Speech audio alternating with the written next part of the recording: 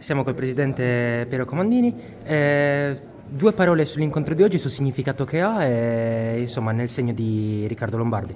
Sì, il significato principale dell'incontro di stasera è l'esempio di Riccardo Lombardi delle riforme strutturali. Dopoguerra, nel momento che c'era da ricostruire l'Italia, Riccardo Lombardi iniziò con le riforme strutturali del Paese, sia dal punto di vista sociale, con l'aumento delle pensioni, le grandi infrastrutture ferroviarie, alla nascita dell'Enel. Oggi da quell'insegnamento dobbiamo capire che anche nella nostra isola dobbiamo partire con questo nuovo governo da riforme strutturali. La prima deve essere quella della riforma dello Statuto sardo, più adeguato ai tempi, più pronto ad affrontare anche le sfide di un'Italia che sulla spinta leghista sta impostando la sua autonomia differenziata.